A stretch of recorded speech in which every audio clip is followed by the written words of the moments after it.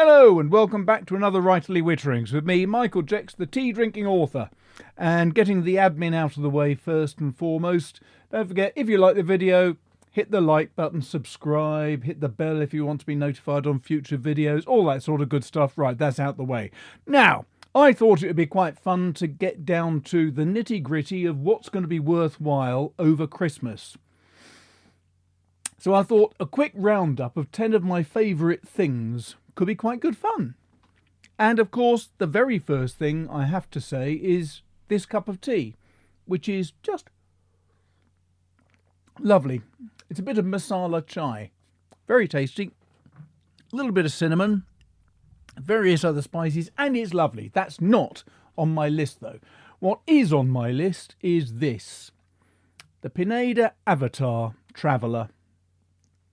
They've had the avatars out for a while now. I wasn't aware that they're made of a particular type of resin or plastic, which is apparently just about bulletproof. I believe Dante Del Vecchio has demonstrated how strong they are by putting one on a table and whacking it with a hammer. I think there's a YouTube video of that. I haven't seen it myself. What I like is it's got a really good strong clip. It sticks to my shirt pocket very well. It has a magnetic closure, which I find just delightful. It makes it quick and easy to get out and use. To fill it, all you do is undo that cap by a slight turn and it pops up. Pull it out, dunk it in some ink, push it down, and you get this massive reservoir of ink. I love that. I also like the fact that it's got a second small reservoir at the top that you can lock off so it doesn't leak all over your pocket, which I've had recently with two pens, different occasions, travelling the same route when I was working with Smithsonian Travel on the Classic Mystery Lovers England tour with Smithsonian, which was great fun, both of them, but both times in the coach, not even on an aeroplane, in a coach going from the south coast up to the Cotswolds. There's quite a climb involved in that, and the air pressure managed to force ink from the cartridge converter out of the pen. These, however, cannot do that. If they're locked off, there's no ink to get through, so that's good. But I also adore this because it's got a fantastic 14 karat gold nib, which is flex, and it's just phenomenal, actually. A phenomenal flex. There you go. So that's my first thing of the year. I really, really love that. The second thing is this. The blotter that I was talking about last week. Now, I thought about it, and yeah, you've got the rocking blotter, you've got the big... But this is the perfect size to fit on my desk. It is absolutely lovely to write on. It's a really good surface. It looks nice. It smells nice because it is real leather. And it's just a wonderful thing to have. Plus, it soaks up all the ink when I'm writing letters. That's good. What else am I going to be talking? What else am I talking about now? Inks. Now, there's two inks here. One is a new one to me. One is an old one. The new one is Diamine Earl Grey. Tried this for the first time some months ago, and it's still one of my favourite inks. I really like it. It's a plain grey, but it has hints of redness in it, which just make it really nice to use. Looks good on the paper, on the page even, on paper, but it works absolutely superbly well in all of my pens. I have to admit, I have got a lot of inks, but the one that I'm currently using is nice, bright and blue. It is Delft's Blau from PV Ackerman. Sorry to hit the microphone again, it's what I keep doing. Ackerman inks are really nice because they come in these special bottles which have a marble in the top. And the marble means that the ink flows up to the top and then the marble keeps it there. So you can dunk your pen nib in it, fill your pen, and then when you're done, tap the marble out of the way, and then you can reload all the ink to the main reservoir like so, which is fun but it's also very effective when you're using inks. I must say, I'm looking at some new inks now. I've been thinking about buying a new shimmering ink because every year for signing Christmas cards and Christmas presents, I use Brandy Dazzle from Diamine. It's good. It's a nice ink. I like Brandy Dazzle. But I have been using it for about 5 years now. It's about time I had a change. So I started looking at different things. And I've gone down a rabbit hole of, there's Diamine inks. There's tons of them. I've been looking at some which are just shimmering, some which have other sort of aspects to them with a bit of a different tinge, a red tinge on a blue ink and stuff. So I've been looking at, I'm not sure if this is right, it's Wearing Yule, which is Wearinggeul, which is a Korean make, and they do something called the Merchant of Venice, which is a sort of shimmering but browning, which sounds strange, but it looks rather nice. It's a special one, only cult pens have it apparently. They also have Dominant Industry inks, and there's a few there that look really appealing. I do like the look of their dusk. But then cult pens have also got Platinum Jubilee from Diamine, which looks very appealing as well. So I'm looking at a number of different possible inks there, and I don't know what I'm going to end up with. But I hope to have something different for Christmas this year. If you've got any suggestions, though, about what you think would be a really good ink with ideally silver flakes in it. I don't really want to go for another one with gold or coppery flakes. I think something a little more subtle. So I'm really thinking dark blue or dark purple with silvery flakes. Any suggestions you've got, gratefully received. So that's inks. Now let's see, what else have we got? I'm just looking at my notes here. So I've talked about the pen. I've talked about the blotter. I've talked about Delta Blau. I've talked about Diamine Earl Grey. Right. Moving on. Another thing that I have been aware of for many years, but haven't tried before, is this lot. Blackwing ink pens. No, they're not pens. They're not inks. They're pencils. Blackwing pencils. Haven't tried them before. Tried it for the first time this year. It's now one of my favourite pencils. It is up there with a Tombow Mono 100, but slightly more practical because it has got this little tip on the end, which Americans will know as erasers, but we Brits still call rubbers because we're crude and that way inclined. So, Blackwing, very impressed, love them. Those are things which are going to be on my desk for many years to come. And now we're getting on to the really interesting stuff. So, first of all, I have got lots of notebooks, but I keep getting new ones every year. One I got this time was this. It came in a set of 3, kindly donated, and it is a Lamy Cahier. It's got a strange sort of a pattern. It's not a dot grid, it's not a whatever you may think. It is just 2 lines, but with separators going vertically.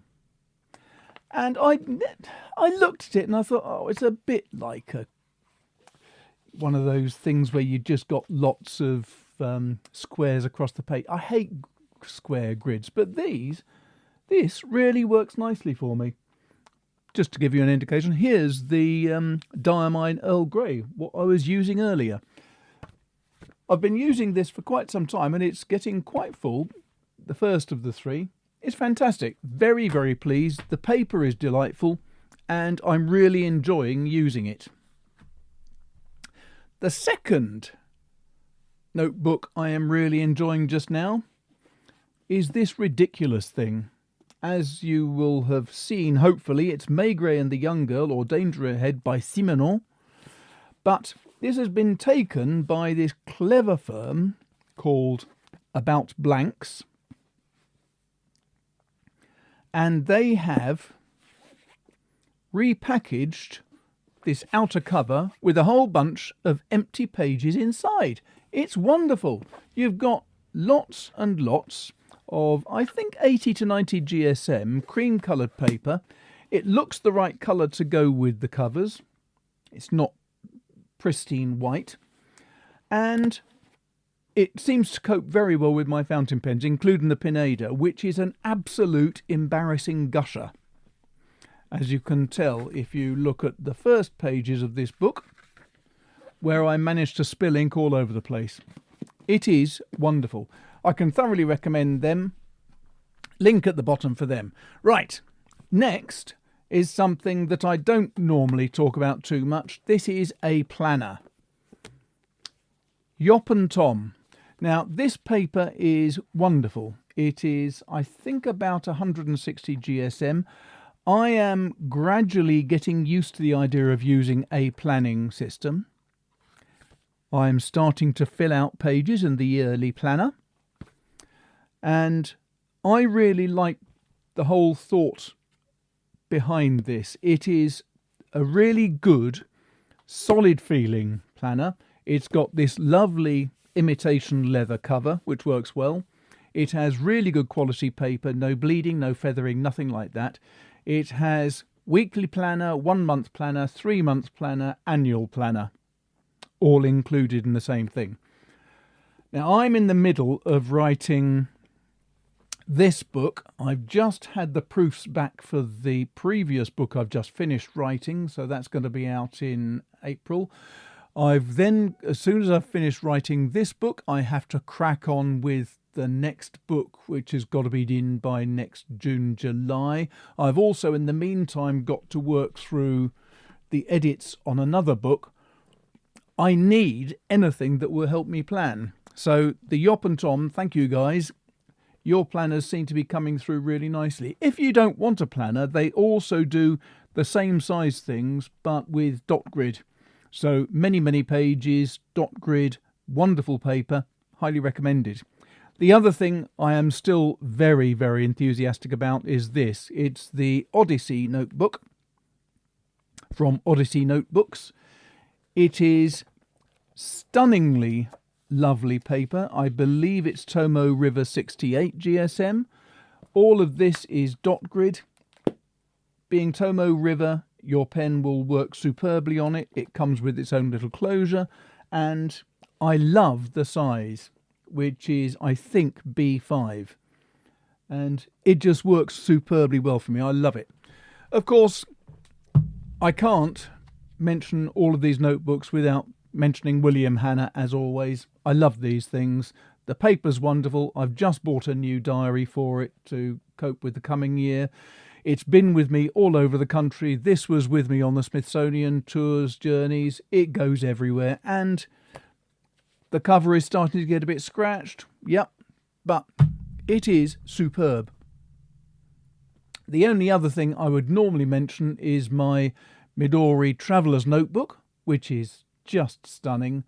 It's not on my desk right now because it's on the kitchen table, because I am using that all the time. It is such a handy, useful notebook. But right now, while I'm planning books, I am sitting at my desk more. I'm trying to work out how the story's going to go.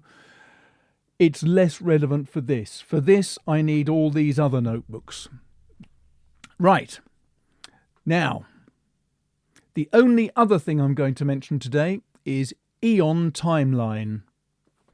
So why am I going to mention Eon Timeline? It is because I am using it in action, in serious usage, whatever you call that sort of phrase, for the first time on this next book. No idea what the book's going to be called. The actual working title currently is Bloody Mary number 8, which is not the best title when the book goes on the bookshelves, but it'll do for me for now. That book, I've set up all the characters I'm going to be using. I know what the background is to the story. I know the basic line of the plot in terms of the political situation of the time, what Blackjack's doing, all of that kind of thing. So I've got the politics of the period sorted, I've got the locations sorted. Now it's just a case of filling in those little gaps like the, the story, things like that, which is going to be quite interesting. But I'm hoping that with Eon Timeline, I can write up the story as a sort of strong synopsis, and then when that's done, I'll be able to export it straight into Scrivener, where I can develop each of the different scenes, and then hopefully by the end of January in 2023, I'll have a functioning book. That at least is the objective. So there you go. That's my lot. 10 quick things. I think that's 5 notebooks and planners and 1 pen, 1 pencil, 2 inks, and there was something else in the middle as well as a quick mention of Eon Timeline. Hopefully, if you're thinking about buying something for somebody who is fountain pen orientated, there's something there for you to think about. If you're interested in alternatives, I will be talking about some other things in the weeks ahead. Some of those things will be alternative fountain pens, for those who like something to carry in a pocket, something for those who want something a bit bigger, something which will have larger ink capacity, something which just takes simple ink cartridges, all of that sort of stuff. I'll be talking about that. So don't forget, if you enjoyed this, then hit the like button and the subscribe and all those other good things. Also, don't forget to let me know if you've got any really good suggestions for shimmering inks. I'm really keen on the idea of some different shimmering inks. And apart from that, wish me luck as I start forging ahead with plans for the next book, which I've got to start writing in earnest. I'm trying to think what the expression was. There's an expression which means in battle, in earnest, I can't think what it is. My normal reference library, my wife, isn't here right now. She's walking the dog. So I will go now and leave you in peace. Thanks very much for watching. Hope that was interesting. I'm just going to now show a quick section on how a Pineda pen arrives, because it's interesting, I think.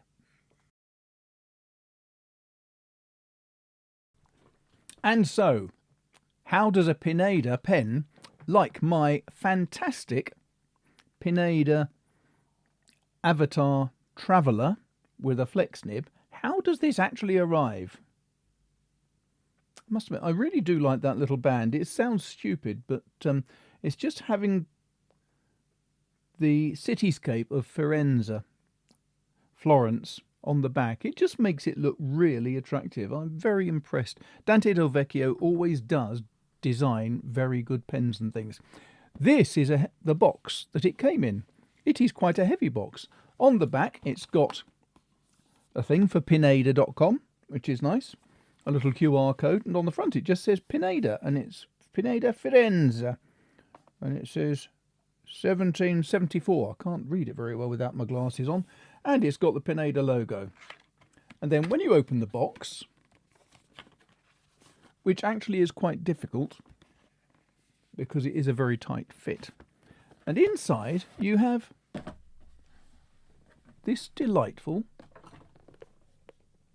box, and it's magnetically fixed. They do like magnets, well, Dante does anyway. And inside you have this really nice imitation leather holder, which the pen will sit in. This is absolutely the wrong angle for doing such things. And then you find there's a little envelope with some descriptive information for you. There's some notelets, which just fit in the bottom there. About 1, 2, 3, 4, 5, 6, I think. And this has instructions and your warranty card and everything. But I just think it's a lovely designed box. Nice and simple, but very attractive. And so you can open up the top and it makes a nice presentation box.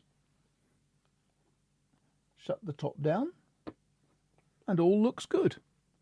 So there you go, a Pineda box for when you get your Pineda pen. And now I'm going to take the pen out because This is in constant use. I absolutely adore this pen. With Delft's Blau currently. Right, that was a little extra. I'm going now. I've got to finish my cup of tea and I've got to edit this and then get back to work. Thanks for watching. Speak to you soon. I'm not going to say Merry Christmas. It's too early for that. But speak to you soon. Take care. Bye.